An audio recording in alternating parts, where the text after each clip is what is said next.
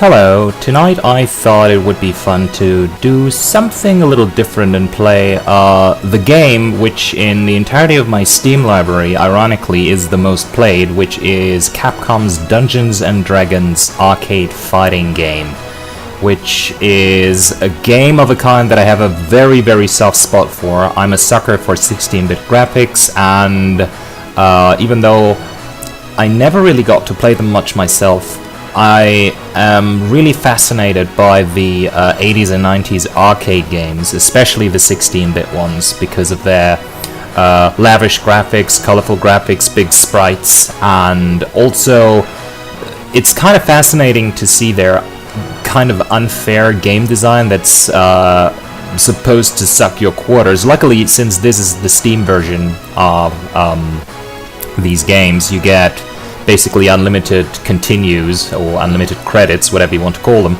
so you can just keep on playing until the end without much skill, and I can assure you of said skill I don't have. Well, let's just say that if I had played those games during the 90s in the arcade, then the arcade owners would have made a mint off of my attempts to get through their games. I'm really not all that good, but as I said, I like those games, and I thought I would be playing the first one. There are two D&D based arcade fighters that Capcom made.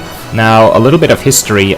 In Germany, where I live, arcades weren't a very common thing because unfortunately arcade automats were lumped together with games of chance, and by law in Germany, games of chance cannot be made accessible to persons under the age of, I believe, 18, which completely ruled out having arcades where children could just spend their not so hard-earned pocket money on playing video games. I mean, we did have arcade cabinets.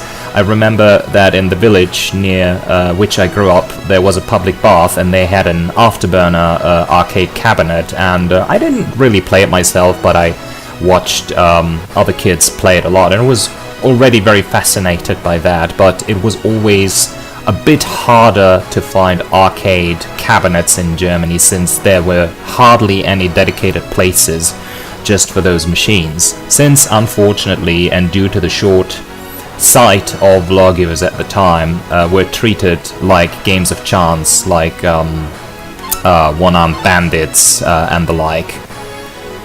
So yeah, I just checked. It's been a while since I played those games, even though, as I said, they're the most played in my Steam account.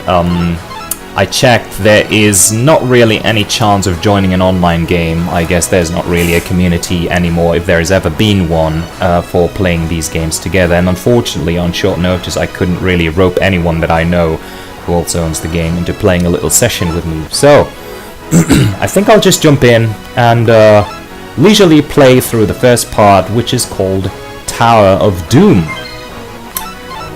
So yeah, having already played through the entirety of the game several times, I can pretty much access all of the chapters of the game, but we're going to start at the beginning, of course. And we're just going to use the normal rules, their so-called house rules, that are basically cheats or training modes, but we're not going to use any of those. And yeah, we'll be playing on our lonesome. I mean, those games are kind of meant to be played with more than one player, but I'm completely on my own. So let's just see what fun can be had. For difficulty, well, I'm not a master, but I'm also not a weakling, so let's just go with apprentice for now. Right, so let's see. We have as playable classes the fighter, who is the bread and butter hero, then the cleric, who does a little bit of healing, dwarf, who's a tank, and the magic user, and we are actually under a time limit to select our class, so I think I'll go with the boring choice and just pick the fighter. So you leave in the morning, well then, register your name. So here's an interesting bit about those games, your starting stats, because there's a bit of an underlying role-playing mechanic. Your starting stats are influenced by the name you pick, but I'm not going to do anything too fancy. Wait, already pick anything? No. Right, so C, H, R, I. S will do. Right, and we're already in game. Help us, please. You hear screams from up ahead. So apparently, the lore of the game's development has it that the developers actually based this game on a Dungeons and Dragons campaign that they played themselves. I'll have to find my way back into the controls a little bit. So this is attack, and when we're above an item, we'll actually pick it up. There's jumping, which has a dedicated button, which is nice.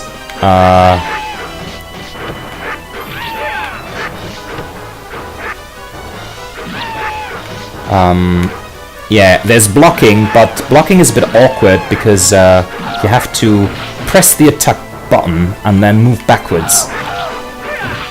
Now, as you can see, the enemies that we're seeing here, they're all enemies from the Dungeons and Dragons Monstrous Compendium, or whatever it is called these days. I've never really been a Dungeons and Dragons player myself. That was always my younger brother's thing.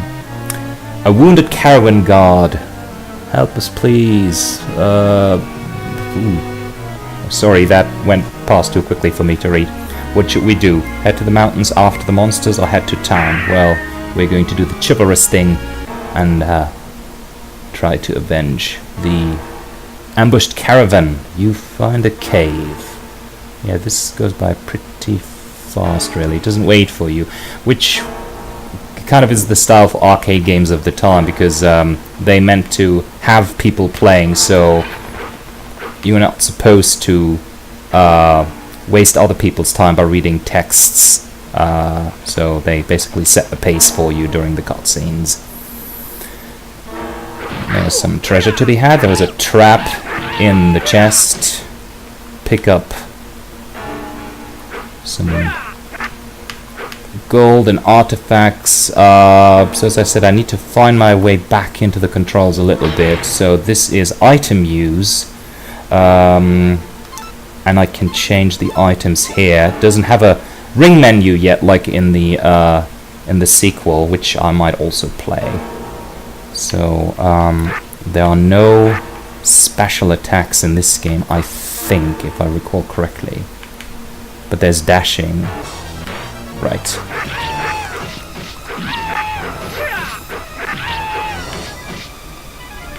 And here we've got undead. Now the cleric has a spell that can immediately clear the screen of all undead enemies, which is very handy in situations like this. But the cleric's healing and attack power actually aren't that great, so this is a clear sign that this game is actually meant to be played with at least one other player, where one picks a damage-dealing class and the other player a healing class, or a magic user who can hang back and deal damage while the stronger characters tank the melee damage. Yeah, picking up the items is a bit awkward because you have to just stand directly over them and then press the attack button. Yeah, and there's the button. Okay, and here's our first boss. So let's see. That's a dagger, good. We have throwing weapons in this game, but the ammunition is limited. So there's an ogre leader even. Packs quite a punch.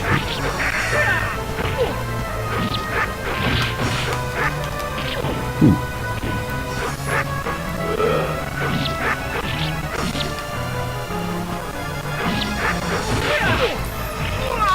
And we've already lost our first quarter. Right, continue. Yes, please. Press start. And our pallet has swapped a little bit. It's a pity that he took us out so shortly before we defeated him.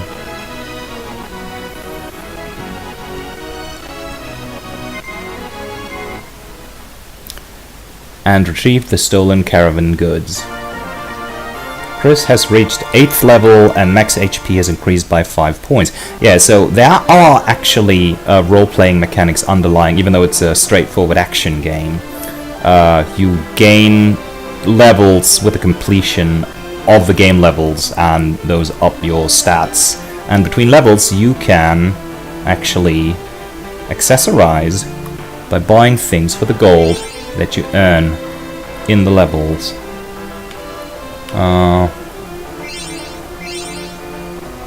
Hammer and a dagger, which we have 4. Okay, we can't have more than 4 daggers, 5 hammers. Okay, can't have any more of that, and we don't really need to replenish our health, having just died and come back to life at full health. Right.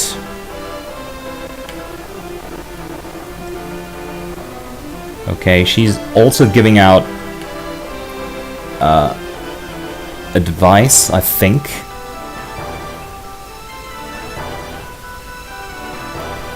You leave the town and head for the city of Darakian, and text box is gone already. So I think, yeah, the sign is readable. Just tells us to go to the right, basically. And we have an owlbear, which is also a very classic Dungeons and Dragons enemy.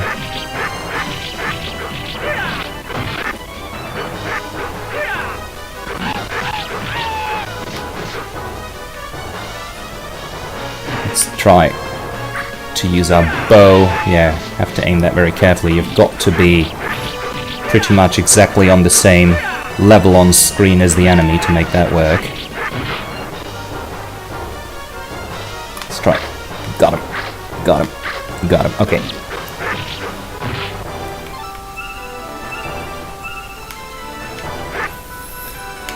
Right. It's a bracelet. I don't remember what that does. In this sequel, you can actually equip certain items that you find within the levels, and even different weapons. But I think this is not possible in this game. So there was a cry for help from the thicket. So I think this is an optional thing that you can do, which also kind of sets this game apart from the usual brawlers, which were pretty straightforward. So we are presented with another choice. A fort is attacked by monsters. What else? We can either try to help them ourselves or go to the city as we originally meant to and send help, but being noble and adventurous as we are, we go there ourselves and help set some traps for the monsters in the fort. Be sure to watch out for them. We will. So let's see. Can go up there, alright. That guy there. Let's switch to daggers. And we have some gnolls. Well, one gnoll at any rate. And I don't think they're a gnoll with an axe and... Ah yeah, this is a kobold, not a goblin.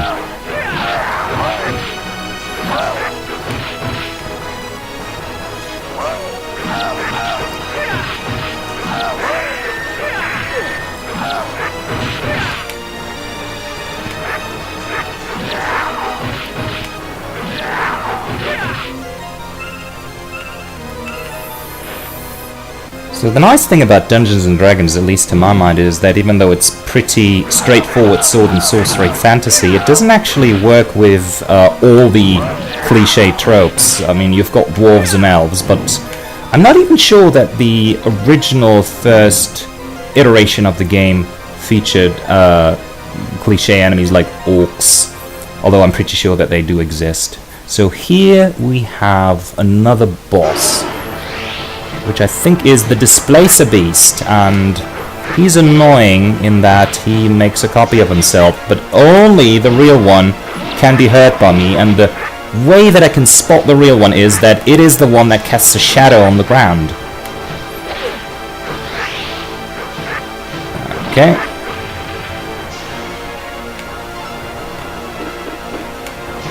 Threw a hammer, it didn't work. Okay, let's try a magic missile, which I think is... I think is homing. Yeah, so it is.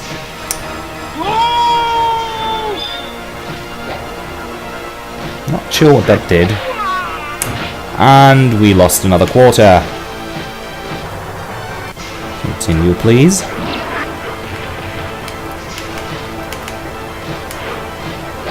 Oof. That thing has quite some reach.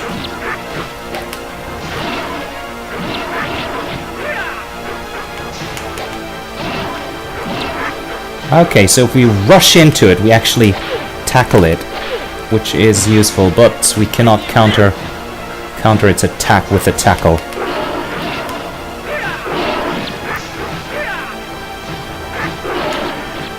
Oof, yeah.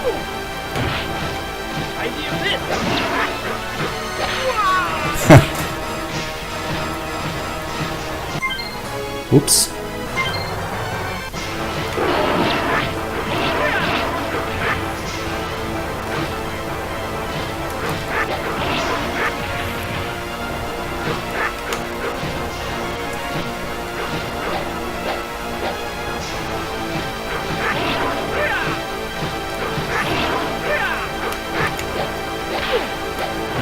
Oh, I thought I was blocking, but he hit me anyway.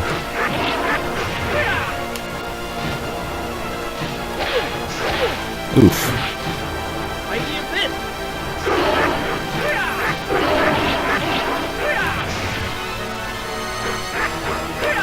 Come on. One more should do it. Ah, stand still. Oof. Stun locked. You shall not take another one of my quarters. You've defeated the beast and rescued the fort. It's glorious. As you're having dinner in the inn, a stranger comes up and begins to talk to you. My lord, Corwin Linton, master of the city of Athenas, wishes to speak with you. He would have you come to the city of Athenas to meet with him. Right, and I've reached the 9th level, apparently. Got 5 hit points more for whatever that's worth. Okay. Why can't I heal up? Oh, yeah, I don't really have all that much gold. I think you lose all the gold if you die in level, which of course means that if you die shortly before taking out the boss, that leaves you with hardly any cash. Alright.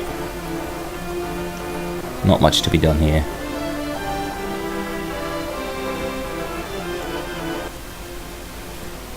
Corwin has arranged for a ship to carry you to Athenas by the way of the Streel River. Alright. Lords of the Abyss, we're surrounded. They'll try to swamp us. But who? Oh, it is troglodytes. So that's what troglodytes look like, eh?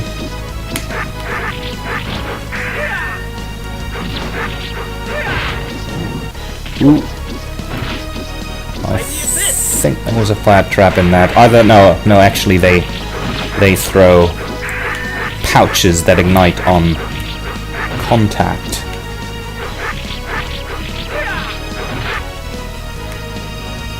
Okay, money. Oh my.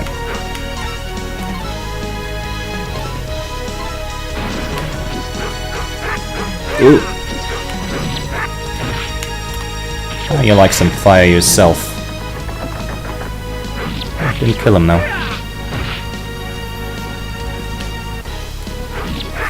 So I don't really know all that much about fighting games in general, but I think one of the basic rules is to never approach enemies head-on the same level on screen. Always try to approach them from below or above.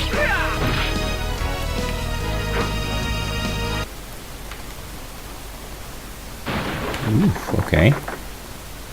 Boots of speed, and they actually do make me a little faster. So unlike the first game, I don't really get to equip things here, and they basically have an effect, if at all, the moment I pick them up. And I suppose it's limited. There is a ghoul.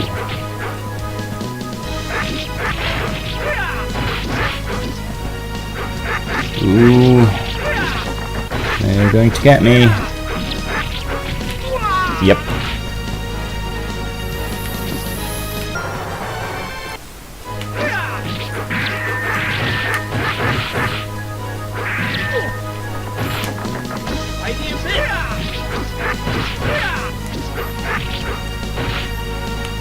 This is so wonderfully 90s.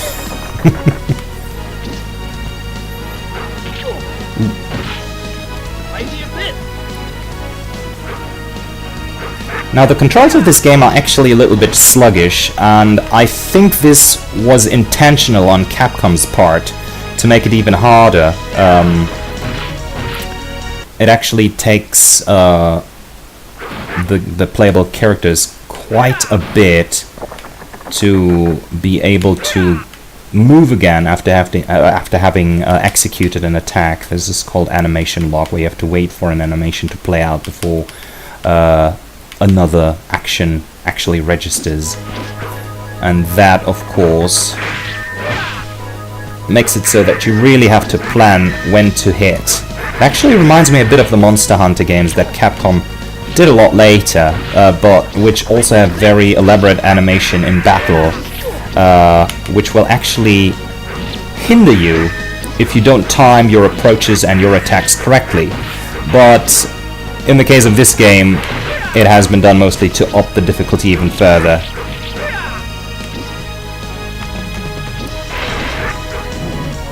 Yeah, and I can actually get hit by my own fire, so there is friendly fire, which even includes myself, which must be such an added bother when you're playing with other people, because you think you will help them by throwing fire at their enemies, and then they get caught up in it themselves and lose health. And we lost yet another life. Yeah, and there's another thing, of course. I meant to attack, but I was standing right on top of some trinkets, and rather than attacking, the character chose to pick them up, rather than use them. Have some oil.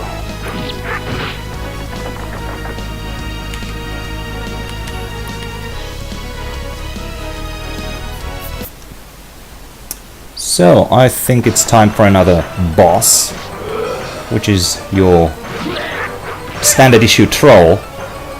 And he has a nice little twist that actually adheres to the Dungeons and Dragons rules. You can only completely kill him if you use fire after he's lost all of his health. Yeah, but he really packs a punch. Has quite great reach. He's got a jumping attack. He's got this biting attack that he does.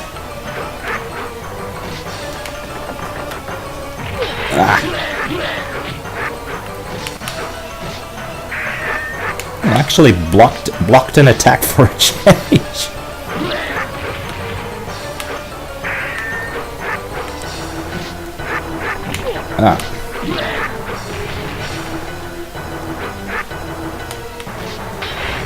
Come on.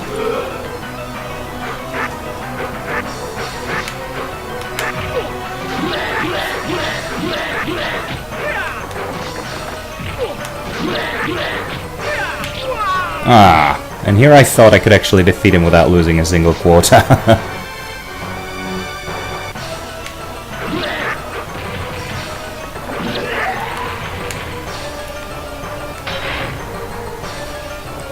Look, the troll's wounds are healing. Yeah, this is what happens. I actually thought I hit him with the oil that I threw, but since he was off screen, apparently it didn't hit him, which yeah, is just another added difficulty. Okay. And this time it worked. I burned him and he's defeated for good. I think had I not managed to burn him with my own oil this time around, an NPC would have entered the screen and done it for me. But it's a nice touch. Welcome to my house. I'm Corwin Linton. I've waited... Sorry, that went by way too fast. Will you free us from this creature? Well, be assured we will destroy it or we will do our best. Boils down to the same thing, right? Alright, let's show a little confidence. Excellent, I know you will succeed. Take these. Okay. Magical weapons to increase our attacking power. Right. And, yeah, we've got quite a bit of money. Can't have any more daggers. Can't have any more hammers. Okay. Right, we've reached our limit. Don't really need a health potion at this time. Watch out for the dragon's acid breath. So this is the creature that we're going after in the swamp. Right, you reach the dragon swamp. You greet it with eerie silence, the stench of foul water in the air. Okay, so this is interesting. Apparently, the graphics engine cannot really do transparency, which is why this mist on the ground flickers to give the impression.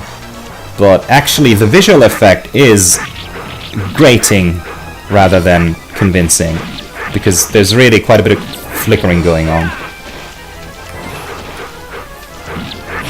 I'm not sure. If I was playing the cleric, I think I could use my special ability to dispose of these ghouls as well, since I think they're classified as undead in this game. I mean, I'm pretty sure that they're classified as undead in the Dungeons and Dragons rules. But I think even in this game, the cleric's ability should work on them. And there's the boss already, and it's acid breath. Oh, and it hurts. Also, it's flying, so we have to jump up to get it. Ooh. Yeah, and he killed us in basically 2 or 3 blasts.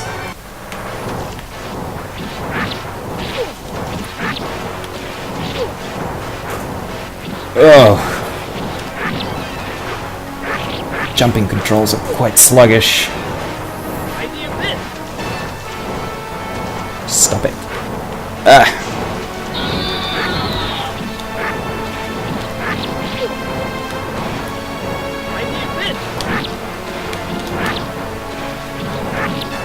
I think I should try hammers since they fly in an arc.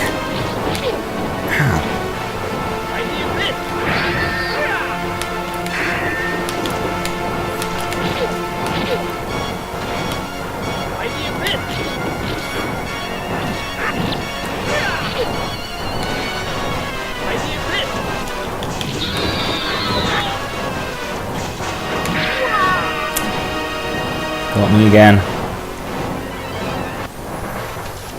And we're on our 8th quarter.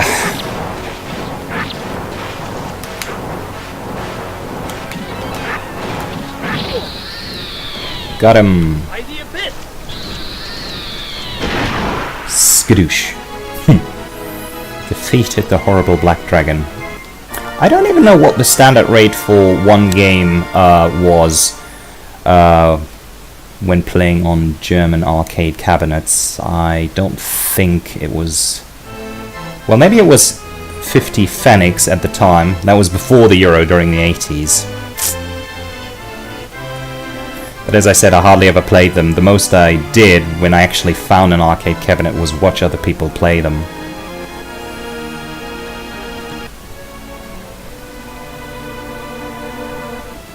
Three areas where monsters frequently appear. Okay, another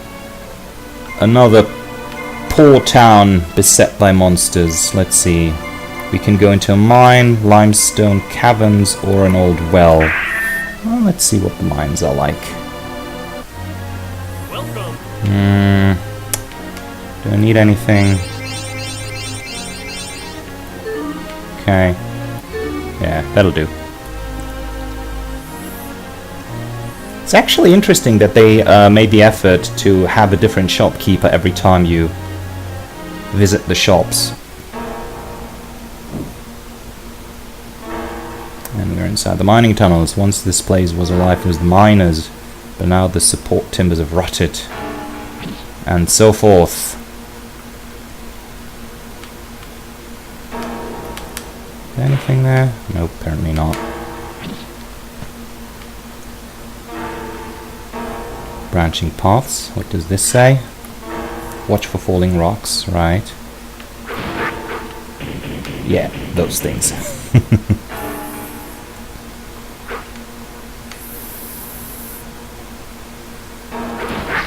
Ooh, trap. Another trap. Oh yeah, by the abyss indeed. Can I block these? I don't think so. And we're in a dead end. So we have a ring of cure serious wounds. Unlike the cleric and the wizard, we can only employ magic spells through artifacts that we have to find.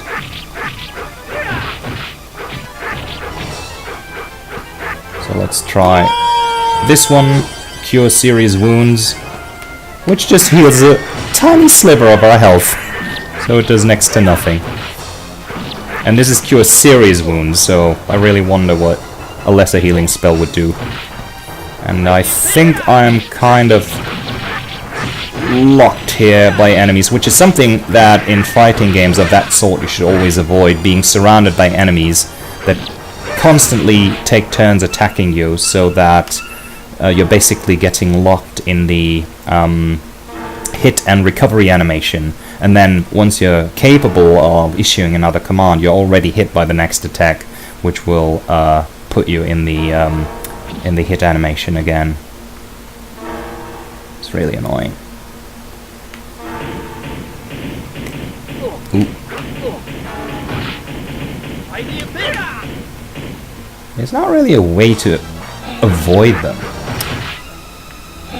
Hellhound. Ooh.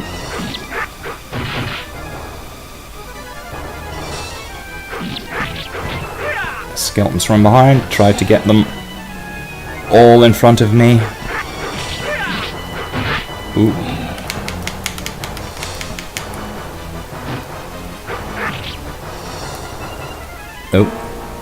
Oh, I didn't know I could do that. Treasure of dead person. Okay, right. Or dead persons?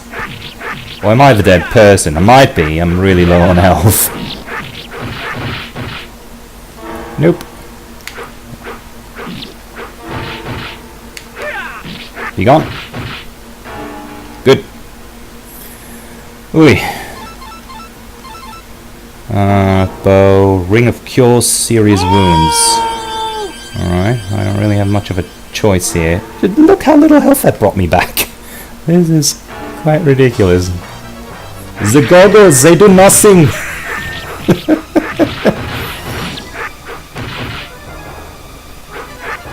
Why can't I hit enemies that are on the ground? Oof. No fire spitting.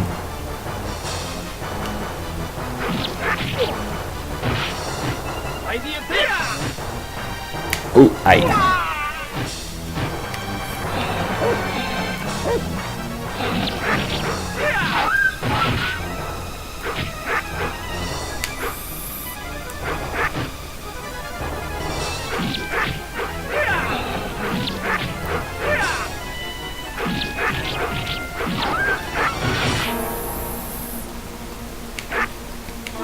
I really love the graphics, even though they're not the best animated games, even of that time. They are really leaps and bounds above most games that could be found on home consoles of the time. Maybe excluding the Neo Geo. But back in the day, the arcades where technological advancements were really made, because you could have hardware that was custom tailored to the games, because they basically paid for themselves through the quarters that you had to spend. Unlike consoles, which had to play a multitude of games and therefore had to rely on more economic hardware. But thanks to today's strong computers and the wonders of emulation, we can relive the glory days.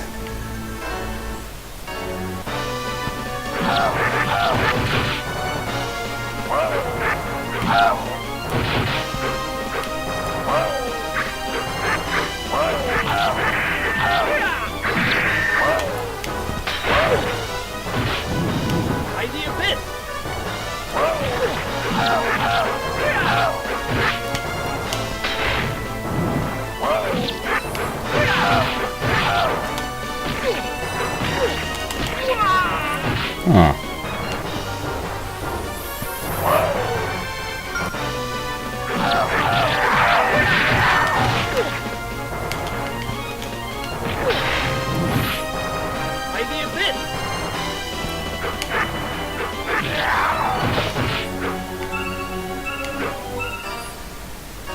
And you have to pick up each and every little item on the ground individually. That is actually annoying. In the second game, there's a sliding move where you slide across the ground, and if you do that over a row of items, you can actually pick them all up in one swoop, which is very nice. But this being the first game, they hadn't quite considered all comfort options yet.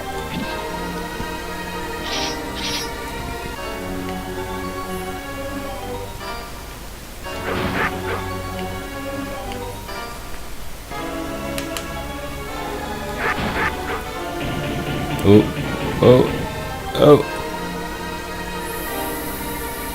So what do we have here? The truth is your heart. So, a riddle, I guess. That means we're just going to have to take a leap of faith and walk through those flames, which don't do anything to us. That is a really nice touch, because that is a very classic Dungeons and Dragons puzzle. So here's a switch that switches off the flames. Let's see what's in here. So this is actually a proper dungeon in the game. Ooh. Scorpions.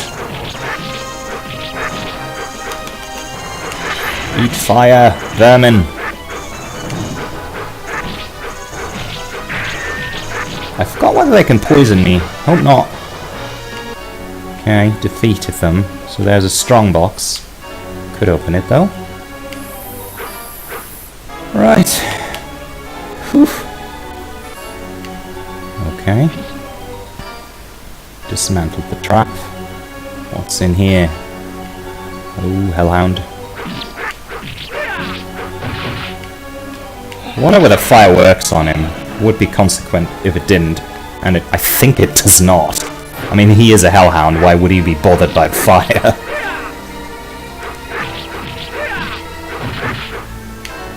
Or she.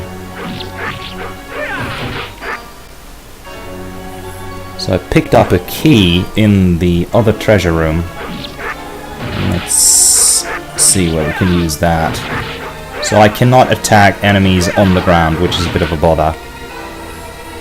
I think in the sequel you can do that to an extent, which is nice. Oh, got hit by a trap there. Another strong box. Ah, okay, the key unlocked the strong box. Right.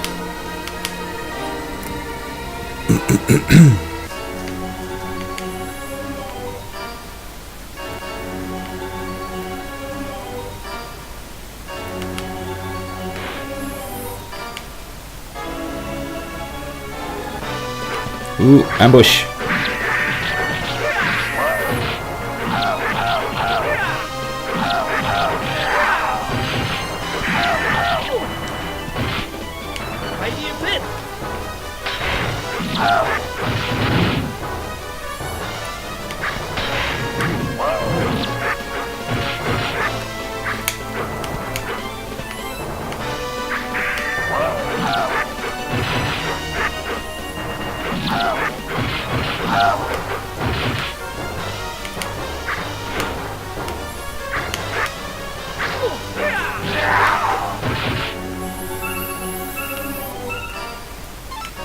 Let's see.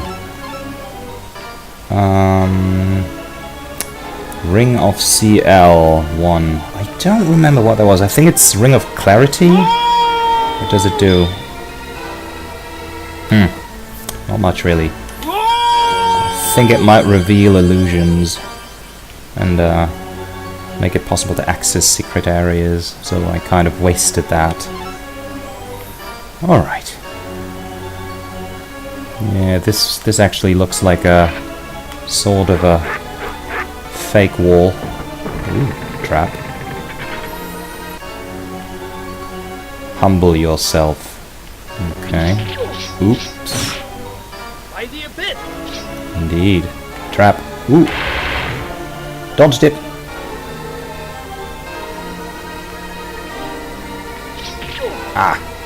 but not that.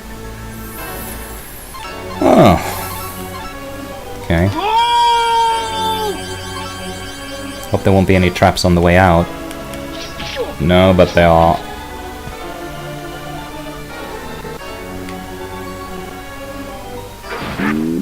Oof. Yeah, this is another very arcadey thing. It's kind of the forefather of QuickTime events, having to jiggle the joystick to make certain effects go away quicker, like being dazed. Key, thank you. Nope, don't have any more curatives.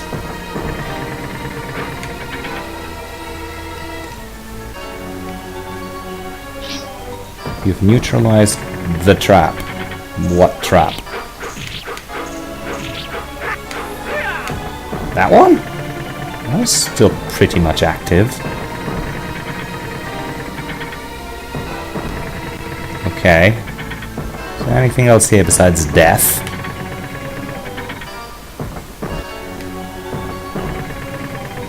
Why does it say that I've neutralized any traps when now the traps are as active as that?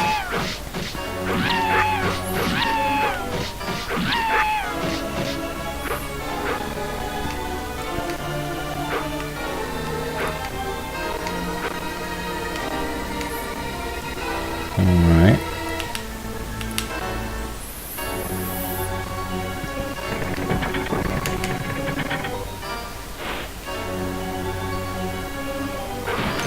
Ooh! Petrification. If I don't shake that off, I'll immediately die. Yeah, so there's another quite unfair trap. At least if I were paying a quarter each time I died. Come on, pick that up. Don't jump. Gauntlets of Ogre Power. Right. And here we've got the Dark Elf boss. He is really annoying. Okay, he's a Shadow Elf. Jumps, highly mobile, great reach, magic, invisibility. Hold person. He's got a really ridiculous voice. Yeah. Must be a eunuch. Yeah, he is a typical arcade boss in that he is designed to just totally decimate your life and consequently your quarters. You hardly get a hit in sideways. And you see how much health he has. And unfortunately, he gets knocked down by a single hit, which makes it impossible for you to land any follow-up hits. He stuns you. Yeah, this is an arcade boss par excellence. Is extremely unfair. And now he summons minions. This is where your pocket money goes, kids. Or at least where it went during the 90s when you were playing this game, but it was really worth it, I suppose. Yeah, and you see here, it would be a lot easier if I could actually play with somebody else. So, for example, if I had a cleric with me, he could take care very easily of the skeletons by using his special power. And that would leave me to be able to concentrate on the Shadow Elf.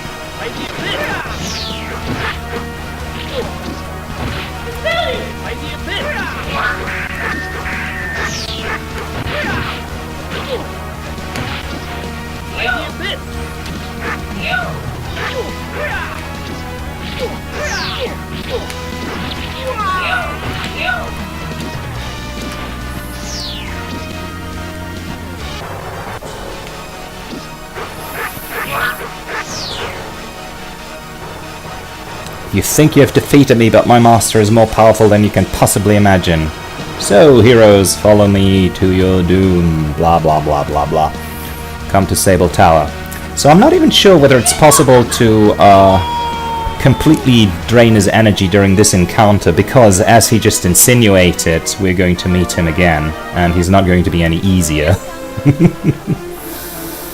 Oh man, oh man.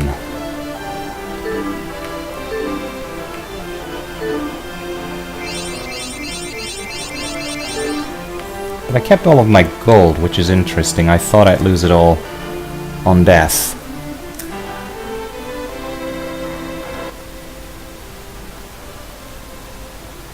Okay, we've got our lead. We have to go to Sable Tower, lies north of the nearest friendly town is Fort Runnels. So we've already spent 14 quarters, which is, yeah, that's an allowance.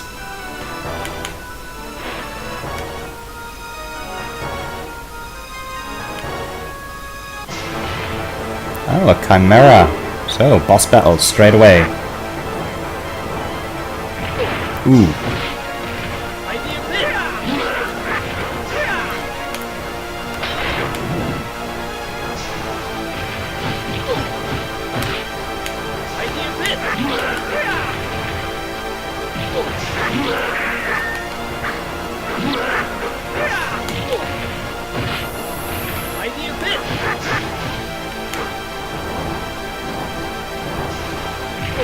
Oh, come at me. Yeah. Blocking does hardly anything. I think you can only block the most basic of attacks.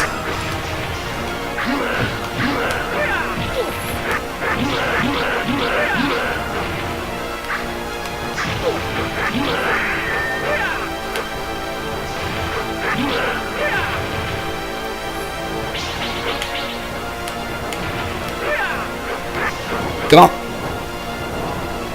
Get out of the way. Yes. Oh, it's a Manticore, it's not a Chimera. And how do you know? We actually beat it without losing a single life. Yeah, so you see that the difficulty in these games as well is rather up and down. So first they pit you against the Shadow Elf, who is about as unfair as they get, and then they immediately, right afterwards, they pit you against another boss, which is considerably easier. Directly before you lies the mountain, narrow path. Oh well, it's a good thing that the story of these games isn't all that important.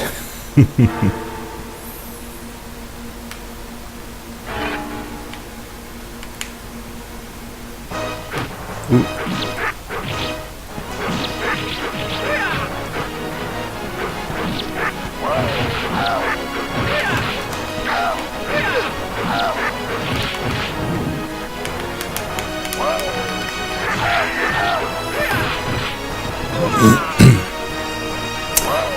Yep.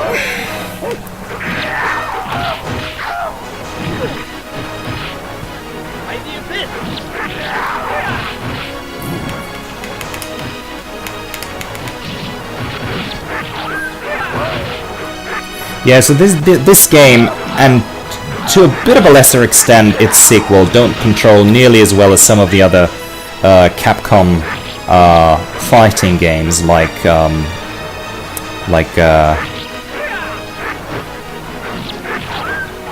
Final Fight, for example.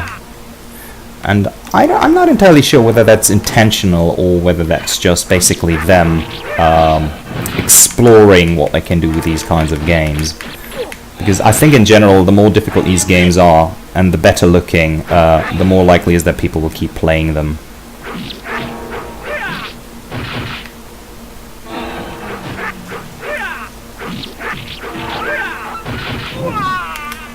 So we're not even talking like Dark Souls kind of difficulty here. This is actually the unfair kind of difficulty where you quite often fear that you're not in full control of your character because they tend to sometimes behave a little erratically.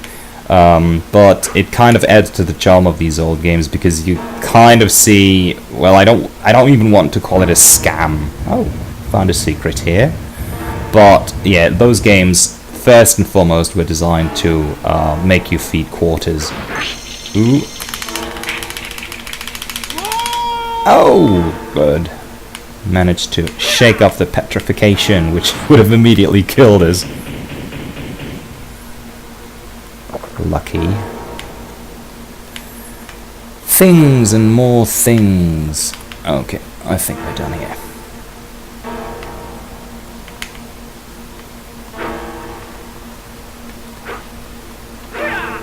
Is that an opening?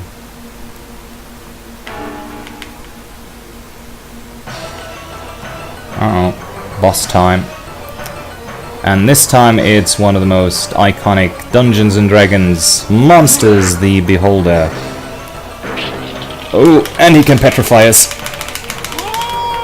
Yeah, not this time.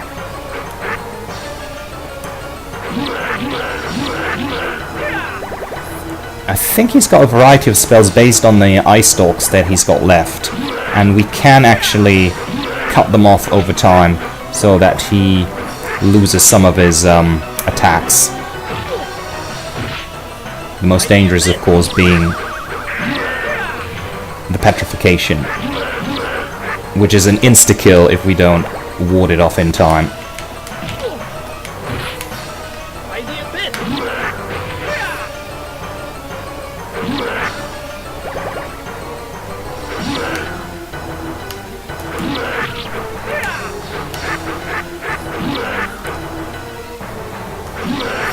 Okay, the nice thing about this boss, of course, is that he's pretty much limited to his projectile attacks. I mean, he can bounce on us. Oh yeah, we just sent some... Okay, and he can bite us.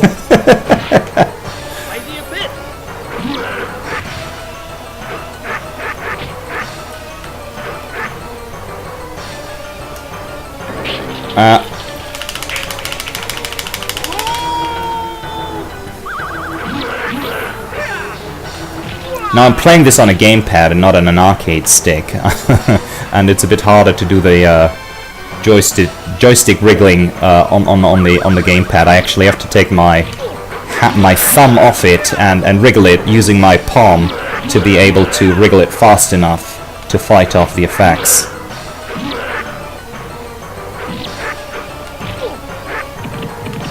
No, don't bite my crotch.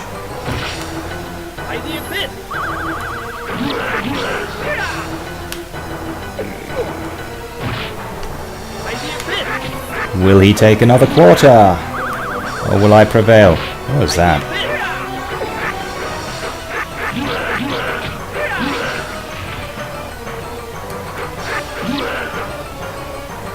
Come on. One more. One more good hit. And we've done it. Woof. My.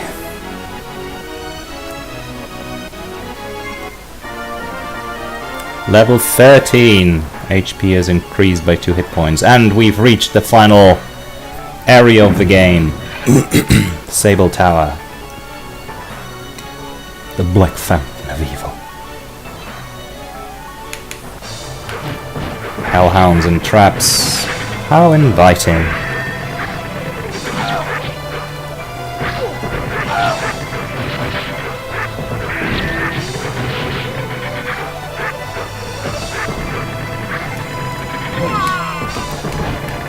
Down we go.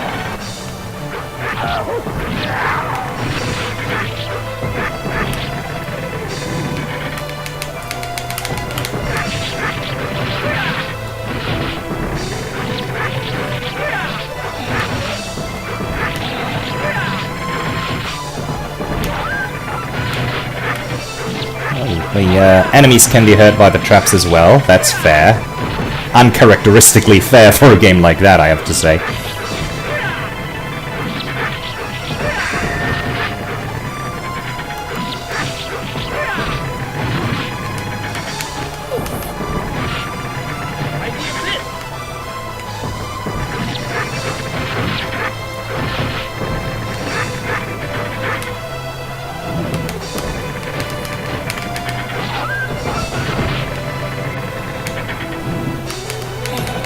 And of course the fire doesn't go in a straight line. For some reason it makes a wave motion, so you cannot just dodge it by stepping out of its way.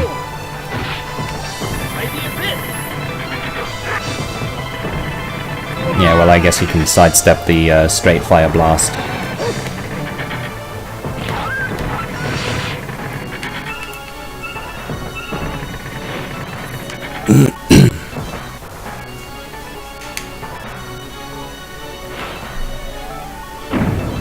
Can enter that. That's nice. Oh!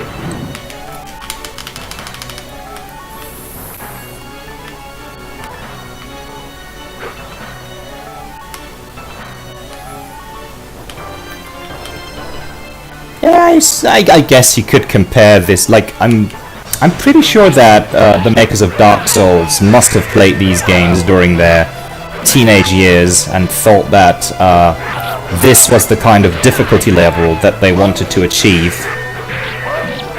And here we have the first boss reissued as a normal enemy. By the abyss!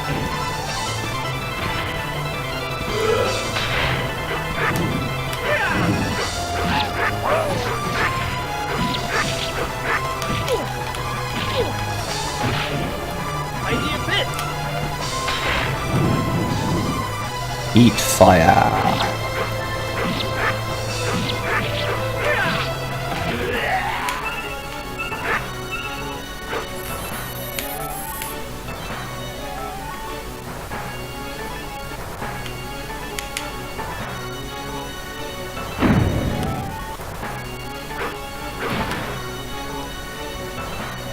What, no trap?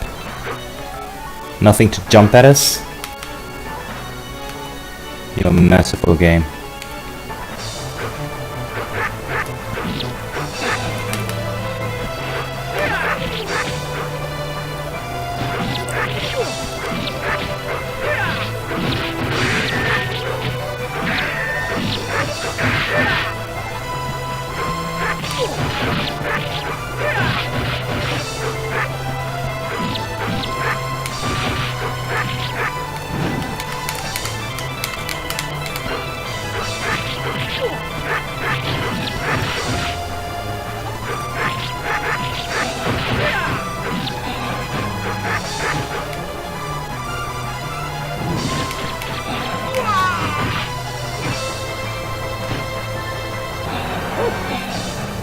$20 quarters.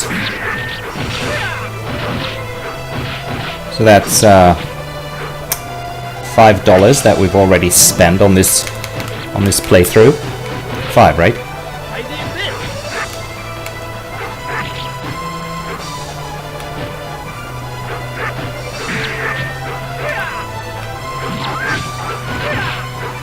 Die, you mott! Don't call any more of your mott friends.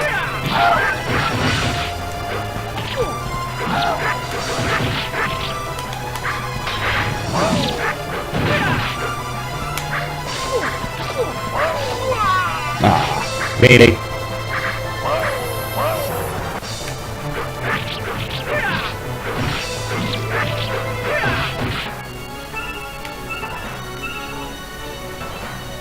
Come on.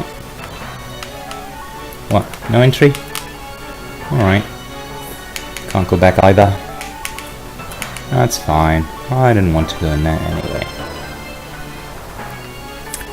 So this is all a little samey looking, unfortunately. I guess it is a tower.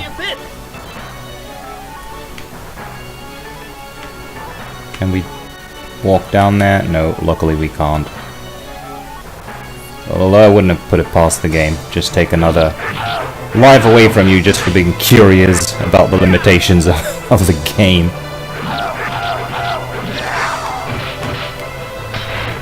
Eat fire.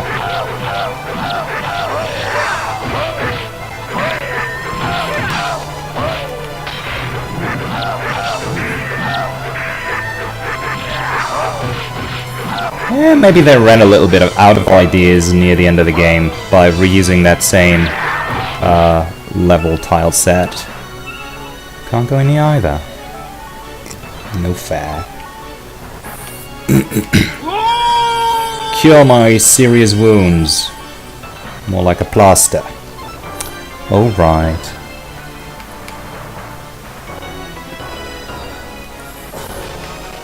Ooh, that sounds bossy.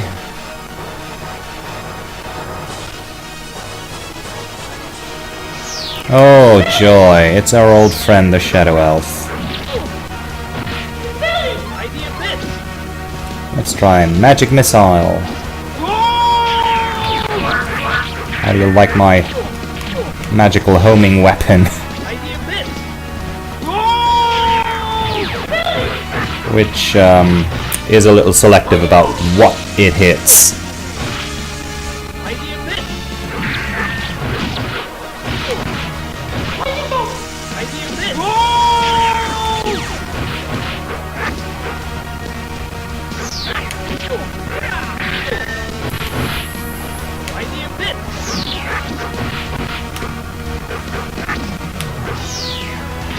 Yeah, he teleports, he jumps, he summons skeletons.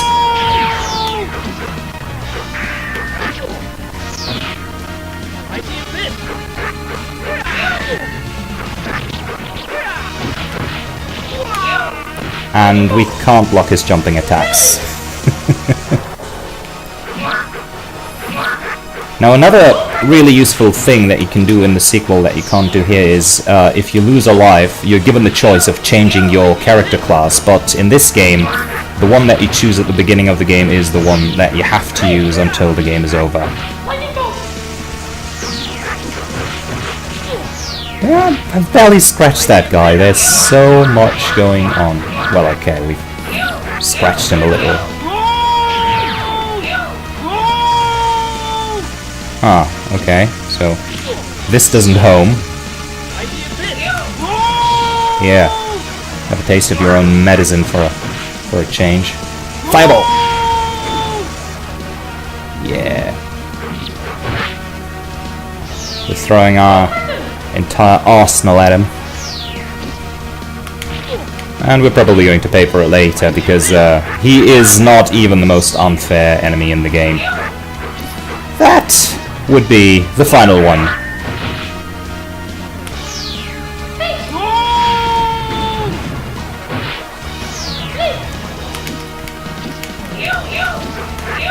And now he upped his speed considerably. Yeah, this is almost laughably unfair.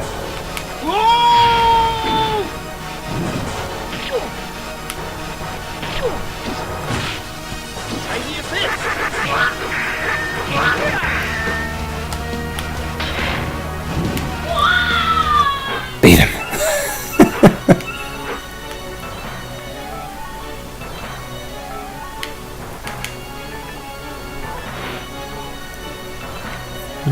All the doors are close to us now. Oof. This is work. Okay, so I think we've reached the end of it. Yeah, they don't build doors like that for no reason. So, let's see what kind of unfairness this game has prepared for us as we face the final villain. So it's right, you curs believe your pitiful powers are enough to overcome me. Daimos the Supreme Archlich.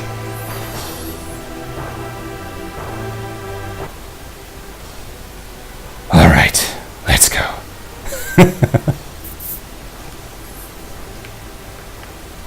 And no one here to help me. Ooh. Well, at least it's creative. I haven't seen those enemies before in the game. But, unfortunately, they're impervious to fire.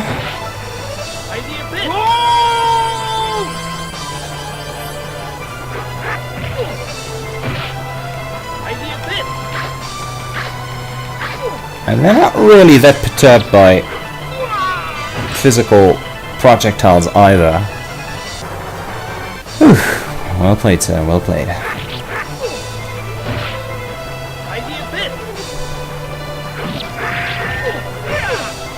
I mean, both of those guys have roughly as much health as the other bosses that we've encountered so far, and now there's 2 of them. By the abyss. But as this is the final confrontation, at least that means that they cannot return later in the game as ordinary enemies. Like in, sometimes they, I mean, I think they use that quite a bit in Golden Axe, where the earlier bosses tend to come back as regular enemies later in the game. Oof! Zangief, is that you? Okay, got one. And the other. Die. Now what?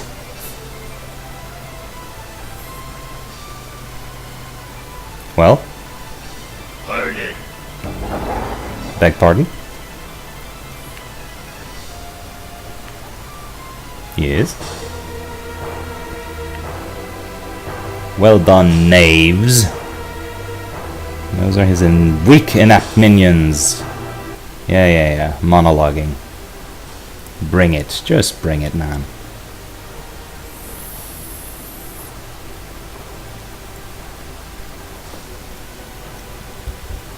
Teleport. Okay. By the abyss. By the abyss. Oof.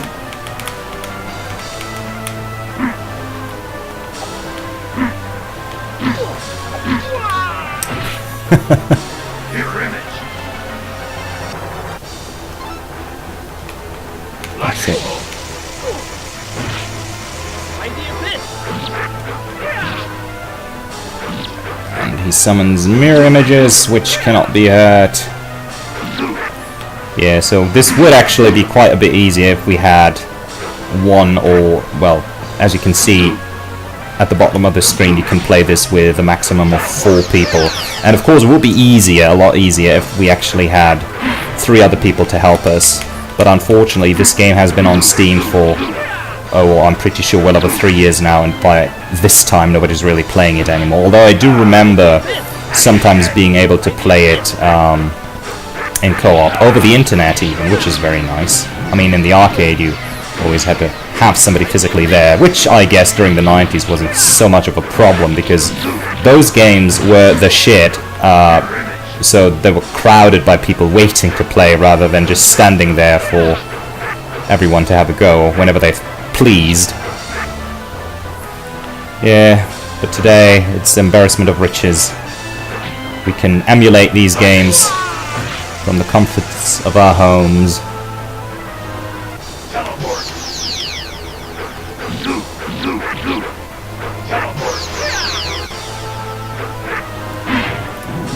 Yeah, saw that coming. Couldn't get away in time.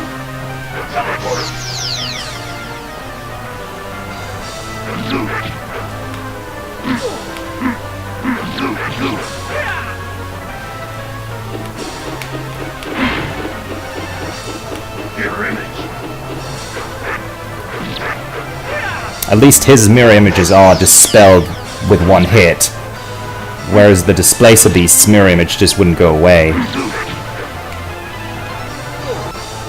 So I don't really think we can use oil against him, seeing as he's not even on the ground.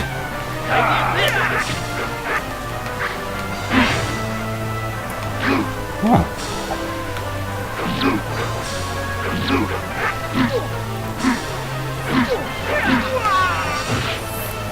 Yep.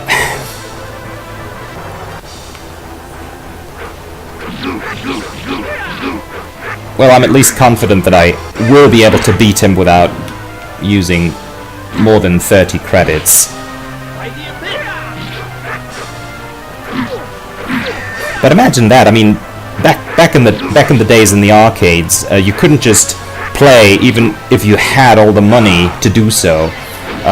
There were unspoken rules that every person waiting in line could actually only spend a limited amount of quarters, and then they would have to make room for other people to play.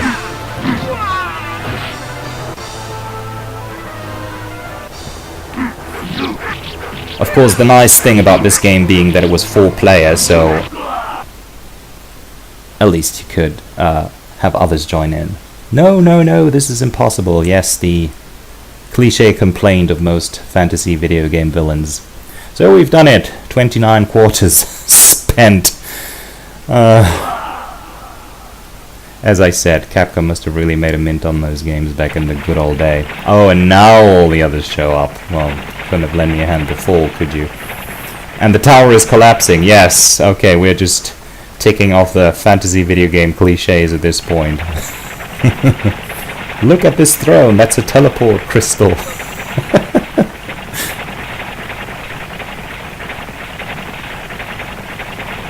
Ah, wonderful. Some epilepsy-inducing flashing lights. Those were the days.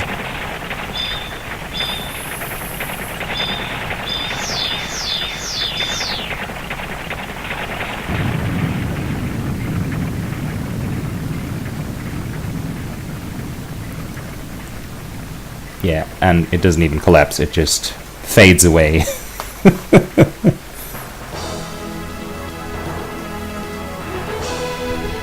And we have the staff roll.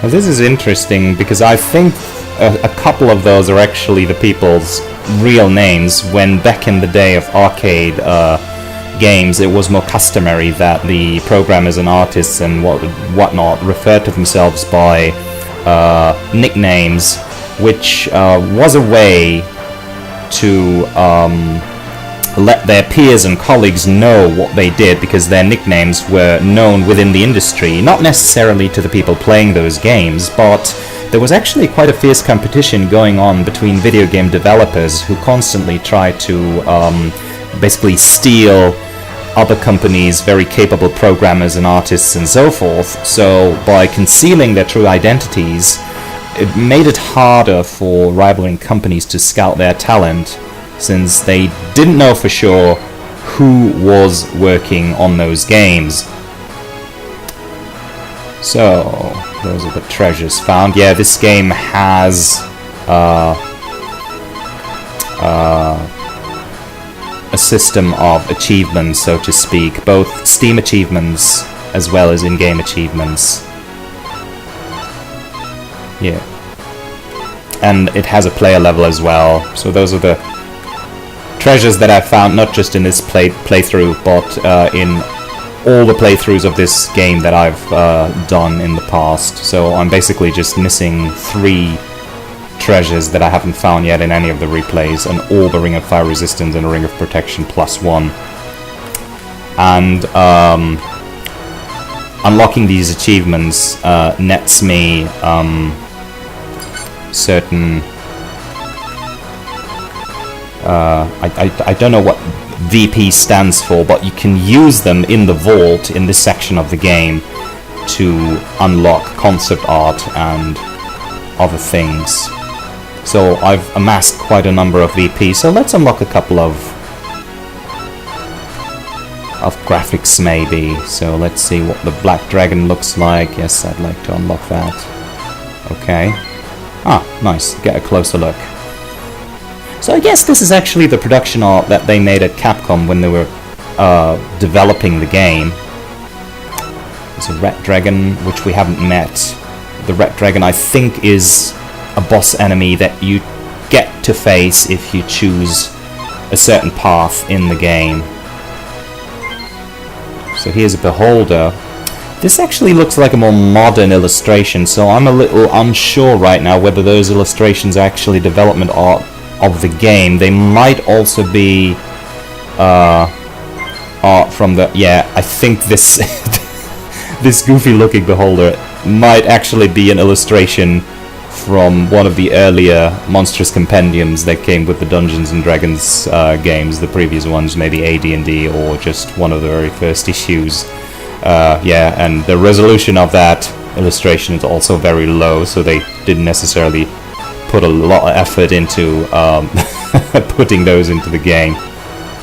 Troglodytes, ghouls, trolls. Yeah, let's see what the trolls... Yeah, okay, so this is a very elaborate painting, and it says SW08 in the corner there, so I'm guessing this is official art done for the Dungeons & Dragons pen and paper game, done by an artist in 2008, so they're not limiting this to art that maybe Capcom themselves made for the game, which...